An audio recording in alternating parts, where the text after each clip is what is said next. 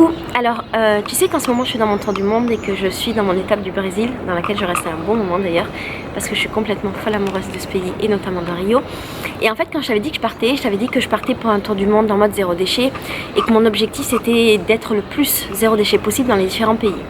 Du coup là, après un mois au Brésil, j'aimerais te faire un premier bilan pour te dire qu'est-ce qui a marché, qu'est-ce qui n'a pas marché, est-ce que le zéro déchet c'est possible ici ou pas. Alors si tu te souviens, ça fait un mois que je suis là et au début j'étais à Sao Paulo et en fait j'avais fait une vidéo dans laquelle je montrais mes courses qui n'étaient pas du tout zéro déchet, qui n'étaient pas du tout locales.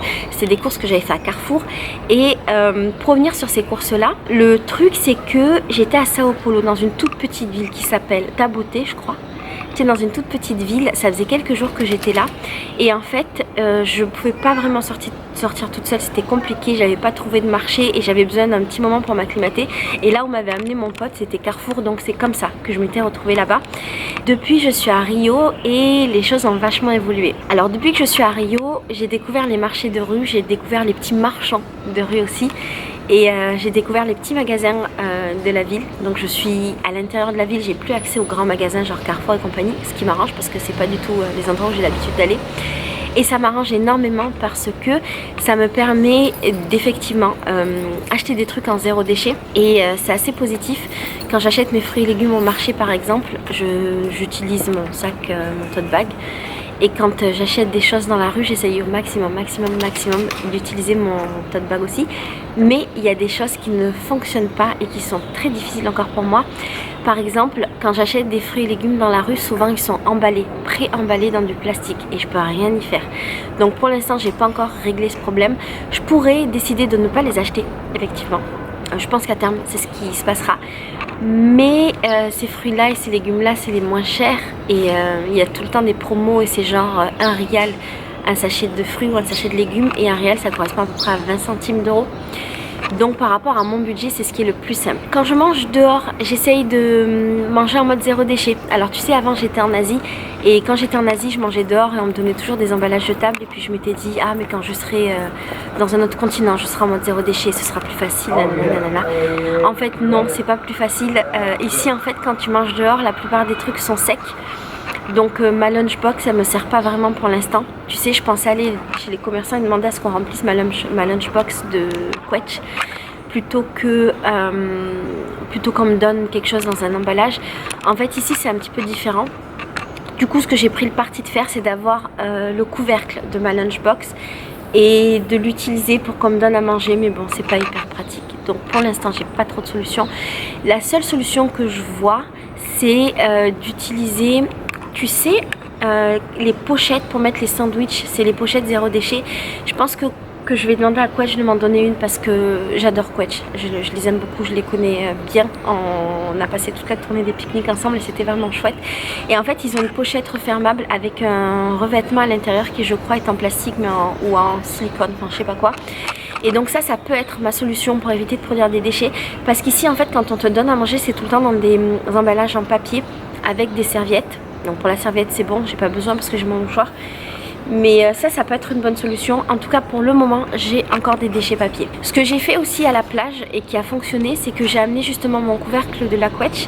Et du coup quand j'ai acheté des trucs, tu sais sur la plage à Rio tu peux acheter des tonnes et des tonnes de bouffe, ben on me mettait dedans plutôt que de me donner un emballage papier. Donc ça c'est un super bon point. Ici au niveau des supermarchés, il y a un suremballage constant. Par exemple quand tu fais les courses, on te donne un sachet et on te donne un deuxième sachet parce que leurs sachets sont très fins, très petits et donc il faut réemballer le sachet. C'est super bizarre, je comprends pas le délire, mais voilà, ils ont 2 sachets. Donc j'ai pris le parti de dire non tout le temps et les gens sont surpris, ils comprennent pas du tout mon délire. Et ce qu'il y a aussi dans le magasin, c'est que souvent les fruits et légumes sont emballés dans des barquettes. Tu sais, les barquettes en je sais pas quoi là, un truc blanc avec du silicone par dessus.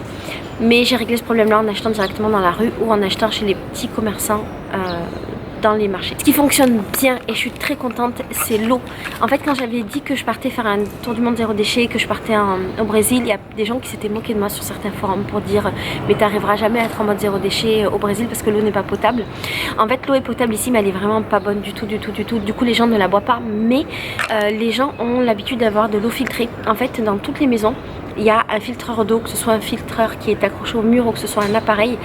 Du coup j'ai pris le parti d'avoir toujours ma gourde, donc c'est la gourde Quetch que j'ai depuis super longtemps, qui est génialissime. J'ai pris le parti d'avoir toujours ma gourde, et de la remplir d'eau filtrée.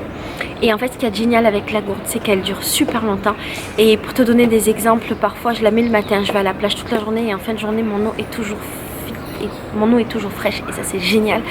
Donc depuis que je suis là, j'ai quasiment pas utilisé de bouteille d'eau et c'est super parce que quand j'étais en Asie, j'en utilisais beaucoup et je culpabilisais énormément. À Ipanema, j'ai trouvé un magasin de vrac. Je l'ai pas encore utilisé, mais j'ai trouvé un magasin de vrac.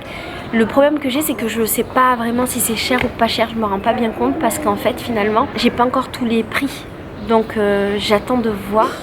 Je crois que c'est cher parce que c'est dans un quartier un peu bobo, mais ça peut être une alternative intéressante pour certains produits. Ce que j'ai pris le parti de faire aussi, c'est de beaucoup cuisiner. Ça me permet d'éviter les déchets, même si j'ai quand même des déchets quand j'achète mes produits, mais j'ai la sensation qu'en achetant mes produits avec un tout petit peu de déchets, j'en produis moins que si tous les jours j'achète du manger à l'extérieur, et ça me fait faire aussi des économies.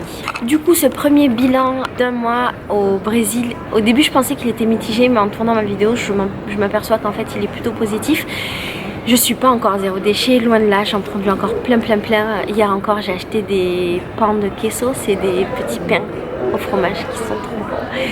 Et c'était par 6, j'en ai acheté 18, donc en fait la marchande elle m'a donné 3 petits sacs en papier, puis elle m'a donné un emballage en plastique. J'avais pas sûrement mon sac. J'étais un peu deg d'avoir autant d'emballage, donc c'est assez mitigé, mais j'ai des réflexes à prendre. C'est un petit peu difficile en fait d'avoir des nouveaux réflexes quand on arrive dans un nouveau pays, dans une nouvelle ville. C'est un processus qui est long, que moi j'ai mis du temps à mettre en place quand j'étais en France, mais je trouve ça chouette de pouvoir le tester dans plein de villes différentes et dans plein d'environnements, parce que ça va me permettre d'être de plus en plus réactive et d'être capable de mettre en place des choses vite. Donc c'est plutôt cool. Donc voilà, c'est un bilan qui est mitigé, mais on va dire mitigé plus. Je vais te faire des bilans comme ça réguliers de ma démarche zéro déchet, en espérant que ça te donne des tips, que ça te donne des idées, que peut-être ça t'encourage dans ta propre démarche. Ce que je veux te montrer par là, c'est que oui, c'est une démarche qui est longue, mais on peut la mettre en place quand on est en voyage, quand on est en déplacement, quand on est à l'extérieur, même à l'extérieur de sa maison pour aller au travail ou pour organiser un pique-nique. Il y a plein de choses qu'on peut faire et voilà, j'espère sincèrement que ce type de vidéo pourra t'aider. Dis-moi si tu aimes le format. Je te fais des gros bisous. Pour resituer, si tu n'as pas vu, ici on est dans les escaliers de Rio. C'est les grands escaliers qui sont à Santa Teresa, c'est les escaliers les plus connus je pense de la ville. Et c'est magnifique parce que je suis là depuis 8h du mat. Maintenant je crois qu'il est 9h. Et il n'y a absolument personne. Et donc il y a un côté assez magique d'être dans une ville, dans un quartier, de ne pas y être en mode tourisme et d'avoir l'impression de vivre là, parce que ça fait plusieurs jours en fait que j'habite ici, juste en haut des escaliers, d'avoir l'impression de vivre là et d'avoir l'impression d'avoir accès à des petits moments magiques, comme cette mamie qui ouvre sa fenêtre et qui jette les clés au monsieur pour qu'il puisse ouvrir la porte, et c'est trop beau. Bref, les touristes commencent à affluer. Je te fais des gros bisous du Brésil et je t'envoie beaucoup d'amour.